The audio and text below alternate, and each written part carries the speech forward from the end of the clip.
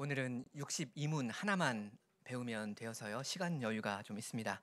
그래서 대우리 문답을 이야기하기 전에 잠깐 좀 다른 이야기를 좀 하려고 하는데 무슨 이야기를 할 것 같습니까? 힌트는 오늘이 12월 31일이고 내일이 1월 1일이라는 건데요. 그 한 해를 돌아보고 또 새해를 계획하기에 좋은 때 아닙니까? 혹시 사랑하는 성도 여러분, 올해 한 해 동안 그 매일 성경 읽기 완주 잘 하셨습니까? 올해 매일 성경 읽기를 끝까지 하신 분들께서는 손을 한번 들어 주시라고 제가 만일 부탁을 드렸다면 아마 대부분 손이 번쩍 올라갈 겁니다. 한 두세 분 정도만 빼고 다 올라갈 걸로 저는 생각합니다. 그죠? 그래서 누가 손을 안 드셨는지 제가 여기서 파악하기도 어려울 것 같아요. 그래서 그런 부탁은 드리지 않을 거고요. 다만 제가 만일 그런 부탁을 드렸다면 이 손을 미처 들지 못하게 되실 그 두 분 내지 세 분, 그 분께만 잠깐 말씀을 드립니다. 그 다가오는 새해는 새 힘을 내시고 다시 출발하시면 좋겠습니다. 다른 거 물론 많이 계획할 수 있지만 다른 거 계획하시기 전에 나는 새해부터는 이 성경 꼭 읽으란다. 이거 하나 계획하시고 실행에 옮기시면 좋겠습니다. 다른 모든 일에서는 다 실패하셔도 좋습니다. 여호와의 율법 이걸 매일 주야로 그 묵상하는 이 일에 성공하기만 한다면 다른 거 다 필요 없습니다. 혹시는 혼자서 성경을 꾸준히 읽어가는 게 너무 어려우신 분들은 몇 번 해봤는데 창세기 10장에서 그친다 이런 분들은 제 생각엔 팀을 만드시는 것도 한 가지 좋은 방법입니다. 예를 들어서 한 3명이나 4명 정도 이렇게 단톡방을 만들어서 오늘 손을 안 드실 그 두세 분 함께 찾으셔서 모이시면 되겠네요. 단톡방 만들어 가지고 나는 오늘 1, 2장 읽었다. 나는 3, 4장 읽었다. 이렇게 매일 인증글을 올리실 수도 있고요. 청년들이 좀 그렇게 좀 하는 걸로 알고 있습니다. 아니면 요일별로 아예 그냥 릴레이를 하셔도 좋습니다. 그 예를 들어서 지금 하이델베르크 우리 고등학생들 누군지 아시죠? 그 저희는 그렇게 할까 싶은데 월요일에는 태성이가 나 오늘 1장 읽었는데 뭘 느꼈다, 뭘 생각했다. 화요일에는 다른 제가 다음 수요일에는 다른 사람이 이렇게 나는 3장을 읽었는데 무슨 생각을 했다. 한 줄 정도만 이렇게 쓰는 식으로 이렇게 릴레이를 하는 것도 한 가지 방식입니다. 이렇게 서로 격려 내지는 감시를 좀 하면서 같이 읽어 가시면 중도 포기하는 확률이 좀 더 줄어들지 않을까 싶습니다. 근데 어떤 방식이든지 다 좋습니다. 2024년에는 하나님의 말씀을 여러분의 양식으로 매일매일 먹어가는 그 일이 꼭 이어져야 하겠습니다. 성경을 읽는다는 거 이건 신자의 가장 기본 중에 기본 중에 기본 아닙니까? 이거 성경 안 읽으면 뭘 하겠다는 겁니까? 그 신자가 아니라는 걸 고백하는 거죠. 새해는 여러분이 다 그 정상 궤도에 오르시기 바랍니다. 성경이 어려운 부분도 있는데 참 재밌고 그것이 나에게 피가 되고 살이 되는 걸 여러분 다 이렇게 느끼시면 좋겠습니다. 혹시는 이 매일 2장 정도를 읽는 게 도저히 어렵다 싶은 분들은 좀 현실적으로 계획을 좀 수정해서 짜셔도 좋겠습니다. 혹시는 어떤 선지서나 시가서 너무나 어렵고 이런 것들은 좀 과감하게 생략을 하시고 하루에 한 장만 읽는다든지 이렇게 하실 수도 있습니다. 수요일 날 저희가 이제 조만간 이사야를 시작하게 될 건데 이사야 같은 것은 제가 여러 성도들한테 들었는데 뭔 말인지 모르겠다 하시거든요. 좀 어렵습니다. 어떤 책들은 마태복음 이런 거는 대강 읽으면 알겠는데 뭔 말인지 알겠는데 이사야 선지서 이런 건 좀 어렵단 말입니다. 그런 것은 외부의 도움을 조금씩 받는 게 지혜로울 수도 있습니다. 뭔가 저는 이제 스터디 바이블이나 이런 게 좋다고 생각하는 사람인데 그런 게 어렵다. 난 책은 싫다 하시면 유튜브에 가면 유튜브에 이사야, 예레미야 이렇게 검색하시면 여러 가지 이렇게 가르치는 자료 나오거든요. 그 바이블 프로젝트라는 것도 있고 뭐 바이블 에센스라는 것도 있고 살짝 이렇게 개괄적으로 설명하는 것도 있고 아니면 뭐 CGN 바이블 스터디라고 해서 조금 더 자세하게 이렇게 강의를 하는 그런 것도 있습니다. 뭐 이런 것들이 다 전부 다 좋다. 제가 이런 걸 다 이렇게 보증한다. 이런 것은 아니에요. 뭔가 아쉬운 것도 있을 수 있습니다. 근데 안 하는 것보다는 더 낫지 않는가? 뭐 예를 들어서 이사야를 읽어가는데 그런 이렇게 누가 설명을 해주고 그런 게 있으면 더 이해하는데 도움이 되지 않겠는가? 이런 것입니다. 아이들이 있는 부모님들께 좀 특별히 또 부탁드리고 싶은데요. 우리 아이들이 일주일에 2시간 내지 3시간 이 교회당에 와 있는 거 그것으로 절대 충분하지 않다는 거 여러분 잘 아실 겁니다. 그 학원에 가고 그 학교에 가고 거기서 하루에 몇 시간을 보냈는데 거기서 사실상 이교도의 교육을 받는데 일주일에 2~3시간 이것 가지고 하나님의 말씀으로 사람이 형성되는 거 매우 어려운 일입니다. 그런 것을 기대하는 게 아마 무리일 것입니다. 아이들에게는 아이들이 좋아하는 방식으로 맞추는 것이 아마 좋을 겁니다. 할 수 있으면 이 개역 성경을 읽으면 가장 좋겠지만 어렵다 싶으면 만화책이든 무슨 동화책이든 뭐가 됐든지 간에 여러분 아이들한테 그런 것을 공급해 주시고 이렇게 조금씩이라도 읽어가게 하시면 좋겠습니다. 뭐 요즘에는 이렇게 다윗과 골리앗 이야기 이런 여러 가지 이렇게 만화식으로 만든 것도 있고요. 유튜브에 찾아보면 있더라고요. 그런 것을 조금씩 보여주셔도 좋고 저는 우리 승민이한테 매일은 아닌데 매일 그 밤마다 이렇게 파워바이블이라는 만화책을 한 10페이지, 10쪽 정도씩 조금씩 읽어주고 있습니다. 재밌어 하거든요. 뭐가 됐든지 간에 하시면 좋겠습니다. 안 하는 것보다 100배 낫습니다. 이제 대요리 문답입니다. 우리가 지난 시간에 구원에 대해서 생각하면서 61문을 배웠는데 여러분 교재 121쪽을 한번 넘겨보시면 좋겠습니다. 61문에 복음을 듣고 교회 안에서 생활하는 사람은 모두 구원받습니까? 이렇게 물었고요. 그 다음에 답은 복음을 듣고 보이는 교회 안에서 생활하는 사람이 다 구원받는 것은 아니고 오직 보이지 않는 교회의 참된 회원만 구원받는다. 이렇게 대답을 했습니다. 이러면서 보이는 교회 그리고 보이지 않는 교회라는 용어가 이렇게 등장을 했는데 그래서 이 두 가지 용어 이게 뭔 말이냐 이걸 가지고 이제 62문부터 이야기를 합니다. 이 보이는 교회, 보이지 않는 교회 이게 아시다시피 성경에 나오는 성경적인 용어는 아니고요. 그냥 편의상 신학자들이 그냥 만들어서 쓰는 건데요. 근데 이런 용어가 중요하기도 해서 정확히 이해를 하시는 게 좋겠습니다. 우리 먼저 그 62문을 함께 고백하겠습니다. 제가 62문을 먼저 읽을게요. 62문 보이는 교회가 무엇입니까? 답. 보이는 교회는 이 세상의 모든 시대와 모든 장소에서 참된 믿음을 고백하는 모든 사람들과 그들의 자녀로 이루어집니다. 여기 답의 중간에 참된 믿음 이렇게 번역을 해 놓았는데 참된 종교 이렇게 고치시는 게 아마 조금 더 맞을 겁니다. 참된 종교. 이게 영어로도 true religion이라는 말이거든요.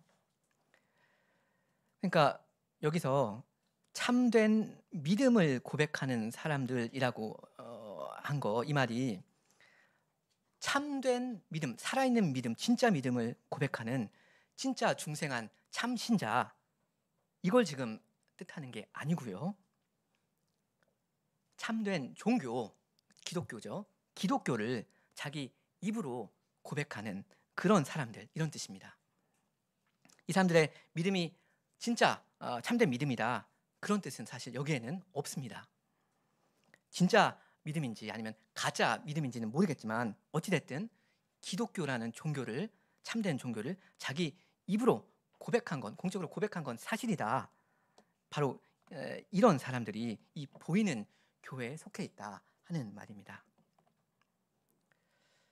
그래서 사실 여기 62문에서 중요한 건 구원이라는 개념이 없다는 겁니다.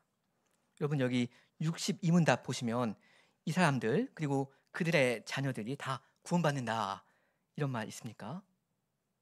없잖아요. 그러니까 보이는 교회 안에 있는 사람들은 다 구원받는다. 이게 전혀 아닙니다.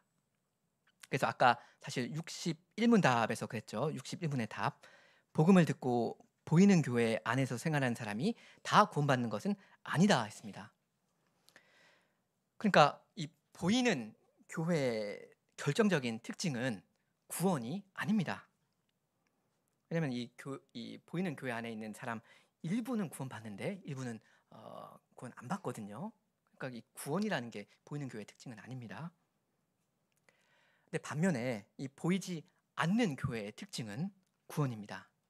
그래서 61문 답이 그랬죠. 61문 답 끝에 오직 보이지 않는 교회의 참된 회원만 구원받습니다. 이랬습니다. 여기서 사실 참된이라는 말 아예 빼버리셔도 상관없을 겁니다. 보이지 않는 교회의 회원은 구원받는다 이겁니다. 하나님께서 구원하시는 모든 사람들을 다 더하면 그게 바로 보이지 않는 교회입니다. 보이지 않는 교회가 뭐냐 하면 한마디로 구원을 받는 모든 사람들의 합입니다. 이 보이는 교회, 이 보이지 않는 교회, 혹은 가시적 교회, 혹은 불가시적 교회, 이게 그냥 신학적인 용어인데 요약하자면 이 두 가지의 결정적인 차이점은 전부 다 구원받는가 그 여부입니다. 보이는 교회나 보이지 않는 교회나 전부 다 사람들로 구성되어 있는데요. 교회는 건물이 아니라 사람 아닙니까? 보이는 교회는 이 구원받는 사람과 구원받지 않는 사람이 섞여 있고요. 반면에 보이지 않는 교회는 정확히 오직 구원받는 사람들만 있습니다. 그 사람들로만 구성되어 있는 게 보이지 않는 교회입니다.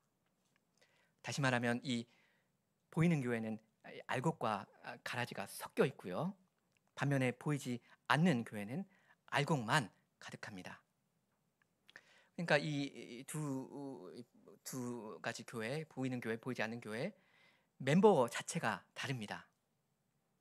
절대적으로 다르다는 건 아니고 상대적으로 다릅니다. 그러니까 어떤 분들은 이렇게 설명합니다. 이 보이는 교회와 보이지 않는 교회는 이것은 하나의 교회의 두 가지 측면이다. 이렇게 설명하시는 분들도 있더라고요. 근데 이게 아주 정확한 말은 아닐 겁니다. 그러니까 어떤 한 가지 실체가 있는데 이것을 이쪽에서 보느냐 아니면 저 측면을 보느냐 이 차이일 뿐이다. 이렇게 말하면 정확하지는 않습니다. 혹은 보이는 교회와 보이지 않는 교회는 같은 교회인데 뭐 다른 관점에서 바라보는 것일 뿐이다. 이렇게 설명하는 것도 조금 아쉬운 설명입니다. 왜냐하면 사실 구성원 자체가 다르거든요. 보이는 교회가 더 큽니다. 멤버가 더 많습니다. 그럼 왜 보인다 하는 말을 쓰는 겁니까? 보이는 교회, 보이지 않는 교회, 보인다이 뭔 말입니까?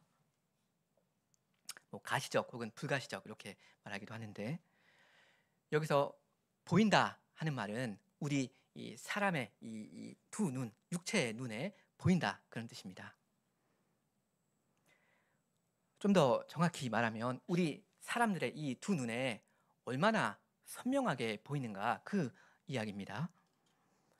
그러니까 보이는 교회라는 말은 우리 이 사람의 이 눈에 아주 선명하게 누구나 볼 수 있게 잘 보이는 그런 교회라는 뜻입니다. 다시 말하면 이 보이는 교회는 한마디로 말하면 성찬 회원과 유아 세례 회원의 합입니다. 교적부라고 생각하셔도 될 것 같은데요. 이 보이는 교회의 핵심은 성례이다 이렇게 생각하셔도 아마 크게 틀리지 않을 겁니다. 왜냐하면 이 62문답에서 참된 종교를 고백하는 모든 사람들, 이거 누구 이야기하는 겁니까? 신앙 고백한 사람들, 성찬 회원 이야기하는 거죠. 그 다음에 그들의 자녀 누구 이야기하는 거죠? 우리로 치면 유아 세례 회원 말하는 겁니다. 그럼 좀 따져보겠습니다. 신앙 고백을 하고 성찬에 참여하는 사람들, 이 사람들 우리 이 사람의 이 두 눈에 선명하게 보입니까? 아니면 아닙니까? 당연히 보이죠. 애매한 거 하나도 없습니다. 저나 강가영 씨가 지난 주일에 성찬에 참여했는가 안 했는가 여러분 아시지 않습니까? 여러분 다 보셨잖아요. 보셨습니다. 저희 두 사람이 우리 교회 성찬 회원이라는 거 여기에 조금이라도 뭐 애매한 거 있습니까? 아니죠. 흐릿한 거 하나도 없고요. 아주 분명하게 보입니다. 명명백백하게 저나 제 아내는 보이는 교회 회원입니다. 객관적으로 그렇습니다. 왜냐하면 성찬 그 신앙 고백 했고요. 성찬에 참여하거든요. 교회 매주일마다 나오고 있거든요. 이걸 우리 사람의 눈으로 얼마든지 확인할 수 있잖아요. 그러니까 저랑 제 아내는 객관적으로 보이는 교회 회원입니다. 저희 아이들 강민이, 혜민이, 승민이는 어떻습니까? 얘네들은 유아세례 회원이죠. 그럼 우리 눈으로 다 분명히 봅니다. 흐릿합니까? 흐릿하지 않습니다. 교적부에 정확하게 얘네들 이름 올라가 있습니다. 그러니까 이 아이들도 역시 마찬가지로 보이는 교회 회원들 맞습니다. 요지는 이 보이는 교회는 우리가 우리 눈으로 얼마든지 구분할 수 있다 하는 겁니다. 어떤 사람이 교회 보이는 교회 안에 있는지 아니면 밖에 있는지 누구나 꽤나 선명하게 볼 수 있습니다. 그 절간에 다니는 그 사람들 보이는 교회 밖에 있는 거 맞고요. 주일마다 교회당에 나오는 사람들 보이는 교회 안에 있습니다. 하나도 애매하지 않죠. 사람이 얼마든지 알 수 있다 이겁니다. 근데 반면에 보이지 않는 교회는 우리 사람의 눈에는 선명하게 보이지가 않습니다. 보이기는 보이는데 또렷하게 보이는 건 아닙니다. 보이지 않는 교회는 우리의 이 두 눈에 전혀 안 보인다 그런 말 아닙니다. 보이지 않는 교회는 무슨 영적인 존재다. 그래서 눈으로는 절대 안 보인다. 혹은 뭐 하늘에 있는 천상의 교회다. 이런 말이 아니고요. 단지 이 보이지 않는 교회는 우리의 눈으로는 상당히 뿌옇게 좀 애매하게 보인다라는 뜻입니다. 이 점에서 이거를 갖다가 그 유형 교회 혹은 무형 교회 이렇게 번역하기도 하는데 이건 썩 그리 정확한 번역어는 아닙니다. 왜냐하면 지금 형태가 있느냐 아니면 형태가 없느냐 이게 지금 중요한 게 아니거든요. 보이느냐 안 보이느냐 그 차이입니다. 보이지 않는 교회의 특징은 구원이라고 했었죠. 이 구원 여부라는 게 원래 우리의 이 두 눈으로 그리 선명하게 볼 수 있는 게 원래 아닙니다. 안경을 써도 선명하게 보이진 않습니다. 저나 제 아내나 저희 그 세 아이들이 구원 받았는지 안 받았는지 여러분의 이 두 눈으로 100% 선명하게 볼 수 있습니까? 그건 아니죠. 어느 정도 우리가 짐작은 하고 형제 자매로 여겨주는데 사람의 구원 여부는 이 두 눈에는 우리의 육신의 눈으로는 흐릿하게만 보이는 겁니다. 그러니까 보이지 않는 교회는 사람의 눈에 그 윤곽이 전혀 안 보이는 것은 아니지만 왜냐하면 보이지 않는 교회는 사람이거든요. 보입니다. 근데 선명하게 보이지는 않는 그런 교회입니다. 오직 하나님의 눈에만 선명하게 보이는 교회입니다. 왜냐하면 하나님만 누가 자기 참 백성인지 아시니까요. 이제 보편성에 대해서 조금만 생각하려고 합니다. 그 62문답 여러분 보시면 보이는 교회가 보편적이라 하거든요. 왜냐하면 이 세상의 모든 시대와 모든 장소에서 라는 말이 있잖아요. 그 보편성이라는 말은 언제 어디서나 빠짐이 없다. 다 그렇다. 뭐 그런 뜻이죠. 보이는 교회는 모든 시대, 모든 대륙의 그 모든 장소에 걸쳐 있으니까 보편 교회입니다. 교회의 이 보편성을 우리가 굉장히 중요하고 귀하게 여겨야 할 줄로 압니다. 우리 교회만 교회다. 혹은 우리 교단만 진짜 교회다. 이러시면 안 됩니다. 일단은 그게 사실과 전혀 다르고요. 사실 교만한 겁니다. 그게 아니라 이 세상의 모든 시대와 모든 장소에 하나의 보편적 교회가 있다. 그리고 우리 교회는 그 하나의 교회 일부이다. 이런 의식이 있어야 그게 그래야 정당합니다. 그러니까 여러분은 차별성을 이야기하는 대신에 자꾸 보편성을 이야기하시고 생각하셔야 합니다. 아, 우리는 이래서 특별하다. 보라, 우리가 얼마나 잘났는가. 이렇게 계속 가버리면 사람들이 집단적으로 교만한 대로 가는 겁니다. 교만한 대로 다 함께 가면서도 사실은 자기가 교만한지도 모릅니다. 하나님께서 우리에게 어떤 특별한 은혜를 주신 게 있다면 당연히 감사해야 마땅하지만요. 그걸 갖다가 우리만의 어떤 것으로 삼아버리면 그러면 안 됩니다. 이게 그리스도와 죄인의 차이입니다. 그리스도께서는 모든 벽을 허무셨는데 우리 이 죄인들은 자꾸 막 불필요한 벽을 쌓으려고 하거든요. 여러분 책자 122쪽 위에 그 고린도전서 12장 13절 말씀이 있는데 같이 한번 읽으면 좋겠습니다. 고린도전서 12장 13절. 우리가 유대인이나 헬라인이나 종이나 자유자나 다 한 성령으로 세례를 받아 한 몸이 되었고 다 한 성령을 마시게 하셨느니라.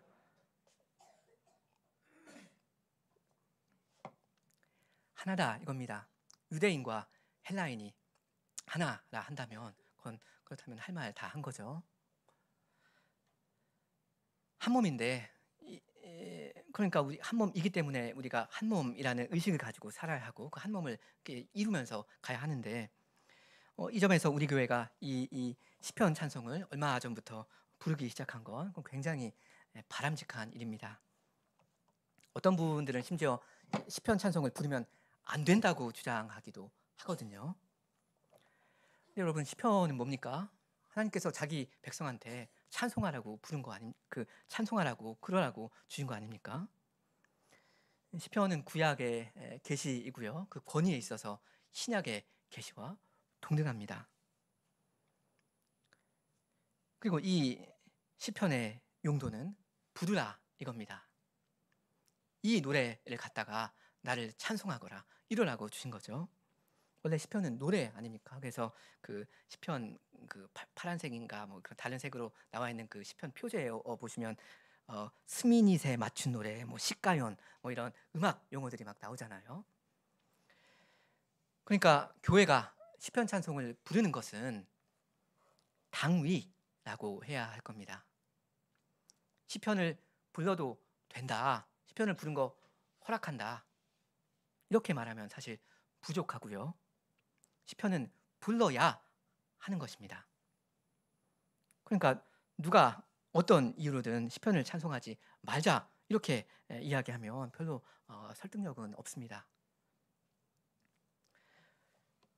오히려 사실 이 시편 외에 특별히 사람이 작사한 것을 예배 중에 공예배 중에 불러도 되는가 이거에 대한 논의는 조금 오히려 있었지만요. 교회 역사를 보면 이 시편은 좀 빼자. 우리 다른 것만 부르자. 이런 주장은 아예 우리가 논의 자체를 해서는 안 됩니다. 그건 시편을 낭독하지 말자 뭐 이런 거랑 크게 다를 바가 없는 것 같습니다. 그러니까 우리 교회가 얼마 전부터 이 제네바 시편 찬송을 채택해서 일단 오후 예배 시간이라도 조금씩 이렇게 부르게 된 건 바른 방향으로 나아가고 있는 겁니다. 저는 이런 점에서도 우리 목사님이 참 존경스러워요. 원래 우리 교회는 예배 시간에 이 김홍전 박사님의 이 찬송만 불렀지 않습니까? 이 찬송들이 너무나도 탁월하고 이제 훌륭하고 좋다는 거 제가 뭐 1시간 동안이라도 그 장점들을 얼마든지 이야기할 수 있을 겁니다. 참 이게 한국 교회에 주신 하나님의 그 특별한 선물이다, 희귀한 거다, 이 보물이다 그런 생각이 들지 않습니까? 성삼위일체 하나님을 우리가 이렇게 찬송할 수 있는 게 얼마나 우리한테 큰 기쁨입니까? 100% 동의합니다. 그런데 행여라도 이런 찬송집이 어떤 보이지 않는 장벽이 되어 버린다면 그렇다면 그건 굉장히 아쉬운 일이라고 생각이 됩니다. 이 찬송집이라는 게 말하자면 장벽이 되어버려서 우리 교회와 다른 교회 혹은 우리 교단과 다른 교회 사이에 장벽이 되어버려서 우리는 이 김홍전 박사님의 찬송만 부른다. 당신네들 일반 교회들은 당신네들 좋아하는 그 찬송가 계속 불러라. 이러면 곤란합니다. 어떤 찬송집이 우리만의 어떤 정체성이 되어버리면 그럼 안 됩니다. 어떤 신학자가 우리의 정체성이 되어버려도 그래도 곤란합니다. 썩 좋은 현상은 아닙니다. 그러니까 우리 교회는 차별성이 아니라 보편성을 계속 추구해 가야 합니다. 그리스도가 보편적이시거든요. 보편의 교회 한 부분으로서의 우리 교회를 계속 생각해야 할 겁니다. 우리 교단 이름도 사실 독립개혁 장로교회인데 이 독립이라는 말을 다른 교회 혹은 교단들로부터 독립되어 있다. 우리는 특별하다. 우리에게 뭔가가 있다. 이런 식으로 오해하시면 안 될 겁니다. 제가 알기로 김홍전 박사님께서 독립이라는 말을 쓰셨을 때도 그게 independent, 의지하지 않는다. 다른 것을 의지하지 않고 우리는 하나님만 의지한다. 이런 좋은 뜻으로 그 독립 개신교회 독립이라는 말을 쓰셨지. 우리는 다른 사람들과 다르다. 이런 의도로 쓰신 건 아닐 겁니다. 우리가 안 그래도 규모가 작은데 우리가 자꾸 외딴 섬처럼 되어버리고 다른 사람들 자꾸 배척하고 비판하고 그럴 일은 아니라고 생각합니다. 물론 다른 교회 중에서 아쉬운 것, 잘못된 것 비판할 수 있고 우리가 냉정하게 저건 아니다 이렇게 할 수 있어야 합니다. 그렇지만 강조점이 자꾸 우리에게는 뭔가 있는데 그들에게는 뭔가 부족한 것이 있고 오전에도 생각했지만 우리는 의로운데 저들은 그렇지 못한 것처럼 자꾸 자기를 의롭다 하는 거 굉장히 위험합니다. 16세기 제네바라는 곳에서 예전에 지은 찬송을 우리가 왜 갖다 불러야 되느냐, 우리는 우리 것만 할란다 이러면 안 되고요. 우리가 다 하나의 보편적 교회 안에 있다. 이거를 가장 중요하게 봐야 합니다. 그러니까 다른 시대 혹은 다른 대륙에 살았던 형제들이지만 이 사람들의 유산을 기쁘게 우리가 갖다 쓸 수 있어야 합니다. 신앙 고백이라는 게 바로 그런 거 아닙니까? 이게 바로 성도의 교제란 말입니다. 그러니까 이 김홍전 박사님의 찬송집이나 이 시편 찬송이나 이런 것뿐만 아니라 우리 하나님을 찬양하기에 좋은 찬송이 또 있다면 잘 선별해서 부를 수 있는 방향으로 나아가는 게 그게 좋을 겁니다. 그래서 우리가 성탄절 때나 그럴 때 다른 찬송을 갖다 부르지 않습니까? 얼마나 좋아요. 2000년 교회 역사 중에 하나님의 백성이 지은 아름다운 찬송들이 얼마나 많습니까? 자꾸 우리를 제한할 필요는 없다 싶습니다. 우리는 성도의 교제를 계속 넓혀가야 하고요. 하나님을 풍성하게 찬송할 수 있는 그 방향으로 계속 나아가야 할 겁니다. 물론 이런 일은 질서 있게 해야 합니다. 다른 교회들 혹은 다른 교단들과 그 관계도 계속 넓혀가는 쪽으로 발전시켜가야 합니다. 이게 말처럼 쉬운 일은 아니지만요. 여튼 강단 교류를 우리 교단에서든 어떤 방식으로든 하든지 혹은 다른 교회를 개별적으로 방문하거나 이런 게 굉장히 유익합니다. 얼마 전에 캐나다 분들이 우리 교회 방문하기도 하셨고 최근에 또 중국의 어떤 분이 누가 오기도 하셨는데 이런 일이 얼마나 감격스럽고 귀해요. 저는 몇 년 전에 그 캐나다에서 한 3개월 살면서 캐나다 개혁교회를 좀 경험하기도 했었고 그리고 중국의 그 지하교회도 하루 이렇게 방문한 적이 있었는데 저한테는 굉장히 유익했습니다. 교회의 머리 되시는 그리스도께서 지금 하고 계시는 전 세계에서 하고 계시는 이 큰 일을 우리가 조금씩 이렇게 엿볼 수 있는 그런 기회이거든요. 우리 고린도전서 1장을 조금 읽고 생각하겠습니다. 고린도전서 1장 1절부터 3절입니다.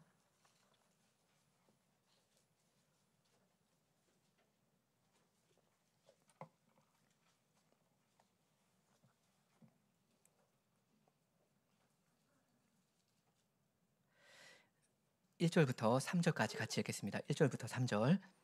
하나님의 뜻을 따라 그리스도 예수의 사도로 부르심을 입은 바울과 및 형제 소스데네는 고린도에 있는 하나님의 교회 곧 그리스도 예수 안에서 거룩하여지고 성도라 부르심을 입은 자과 또 각처에서 우리의 주 곧 저희와 우리의 주 되신 예수 그리스도의 이름을 부르는 모든 자들에게 하나님 우리 아버지와 주 예수 그리스도조차 은혜와 평강이 있기를 원하노라.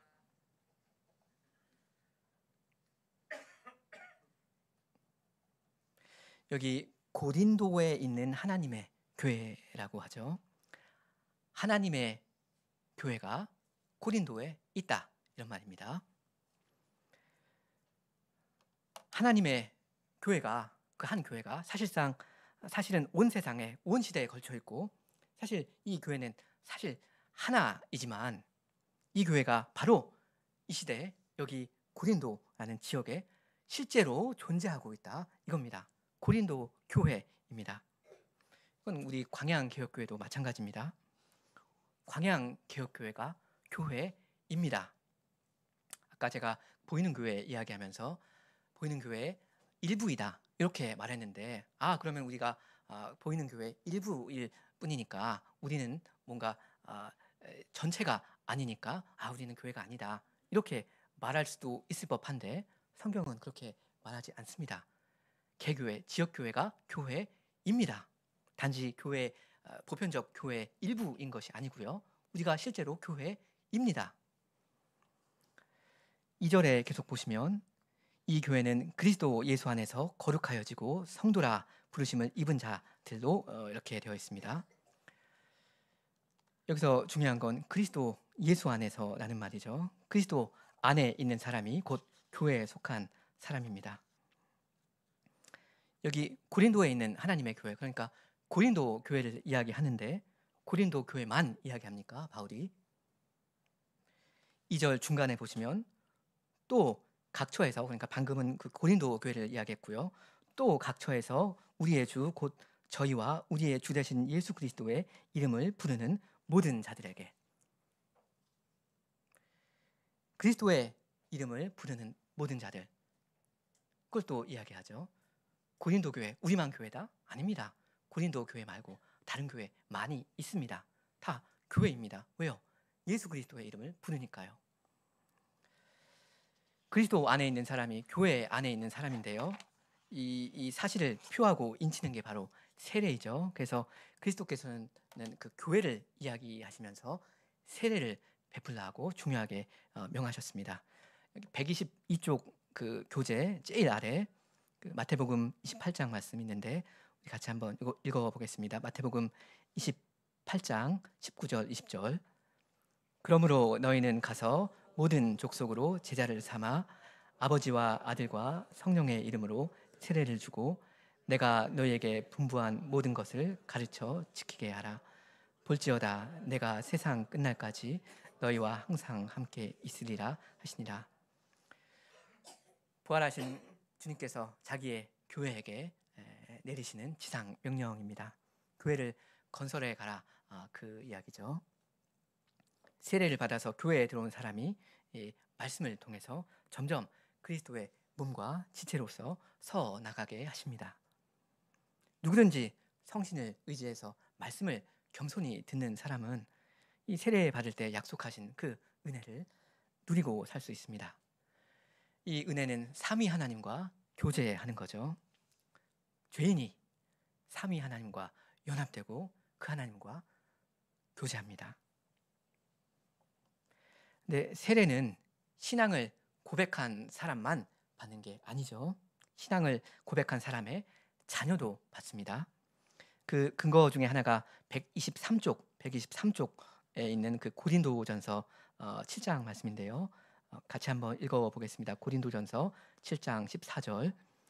믿지 아니하는 남편이 아내로 인하여 거룩하게 되고 믿지 아니하는 아내가 남편으로 인하여 거룩하게 되나니 그렇지 아니하면 너희 자녀도 깨끗이 못하니라. 그러나 이제 거룩하니라. 부부 중에서 한편만 믿더라도 하나님께서는 그 부부에게서 난 그 자녀를 자기 백성으로 삼아 주십니다. 여기 끝에 그러죠. 그러나 이제 거룩하다. 이 자녀가 거룩하다 합니다. 자녀가 성도다 이겁니다. 불신자 남편이 그 아내로 인하여 거룩하게 된다고 하고요. 그리고 그들에게서 난 자녀를 정결한 사람, 그러니까 언약에 속해 있는 성도로 삼으신다 합니다. 자녀가 성도입니다. 그러니까 우리 유아 세례 자녀들을 얼마든지 성도라 부를 수 있고요. 성도라고 불러야 합니다. 아직 신앙 고백 안 했으니까 성도 아니다. 이거 아닙니다. 거룩합니다. 그러니까 하나님께서 그 귀한 사랑으로 여러분의 자녀를 이 언약의 울타리 안에, 언약 공동체 안에 넣어 주신 거고요. 그래서 부모 여러분께서는 자기 자녀를 하나님의 귀한 백성으로 알고 그렇게 대우를 해 주셔야 할 겁니다. 하나님을 예배하는 자리에 부지런히 데리고 나오셔서 하나님의 말씀을 듣게 해주어야 합니다. 그게 하나님의 백성으로 자기 자녀를 대우하는 길입니다. 말씀에 있는 곳에 항상 가고, 그리고 가정에서도 신자의 모범을 부모가 보이고, 또 말씀을 가르치고 자녀를 위해서 기도하고 자녀와 함께 기도하는 일에 힘써야 합니다. 하나님께서 교회에 내리신 이 은혜의 방도들을 우리가 정당하게 사용할 때 성신께서 우리 자녀에게 참된 믿음을 일으켜 주시고 그 믿음을 견고하게 만들어 가 주실 겁니다. 이게 하나님의 약속입니다. 하나님께서 이 아이들을 이 언약의 울타리, 이 교회, 보이는 교회 안에 넣어 주셨고요. 그렇기 때문에 이 아이들은 교회 안에 있습니다. 교회 밖에 있는 게 결코 아니고 교회 안에 있습니다. 그러니까 그 신앙 고백할 때 입교한다, 교회에 들어간다, 그 말은 좋은 말은 아닙니다. 그런 말은 침례 교회에서나 쓰는 말이죠. 왜냐하면 그분들이 보기에는 신자가 아직 어려서 신앙 고백을 안 했을 때 이 사람들은, 이 아이들은 외부인이다 하거든요. 교회 밖에 있다 하는데 그거 아니거든요. 교회 안에 있습니다. 이미 세례가 그 징표죠. 그러니까 부모 여러분들께서는 자녀들을 교회 들락날락하는 손님으로 절대 대하시면 안 됩니다. 거룩한 교회 정정당당한 회원으로 대접해 주셔야 합니다. 실제로 그래서 명칭도 유아 세례 회원 아닙니까? 우리 아이들은 교회 회원입니다.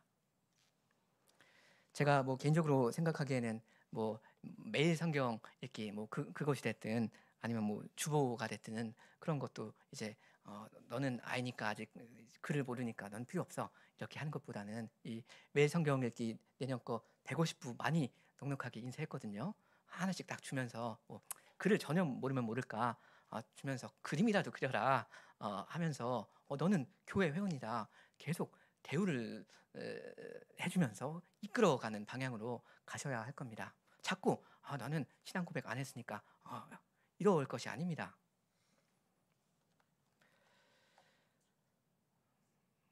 혹시는 자녀가 다 커서 교회를 떠나버린 경우에는 어떻게 해야 합니까? 보이는 교회 밖에 있는 것으로 그렇게 되어버린 그런 경우 어떻게 해야 합니까?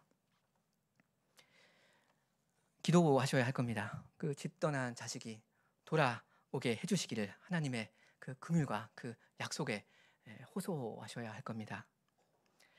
무릎에서 피가 날 때까지 엎드려서 주님께 믿음으로 간구하셔야 할 겁니다. 그 누가복음 15장 그 탕자의 비유를 보면 그 자식이 돌아오니까 그 아직도 상거가 먼데 그 아버지가 저기 멀리 있는 자기 아이를 보고 달려가서 껴안아 주지 않습니까? 그러니까 이 아버지는 혹시는 내 아이가 돌아오지 않을까, 오늘이나 내일이라도 돌아오지 않을까, 이렇게 목이 빠져라 기다린 겁니다. 계속 기다린 겁니다. 이 사람은 죽을 때까지 기다렸을 겁니다. 부모의 마음은 그래야 합니다. 왜냐하면 이게 하나님 아버지의 마음이거든요. 부모가 그 자녀의 구원을 위해서 기도해 주지 않는다면 세상 누가 그 아이를 위해서 기도하겠습니까? 포기하시면 안 되고요. 부모는 죽는 날까지 자기 자녀를 위해서 기도해야 할 겁니다. 만민의 생사화복을 주장하시는 하나님 아버지께 끝까지 매달려서 간청하셔야 할 겁니다. 함께 기도하시겠습니다.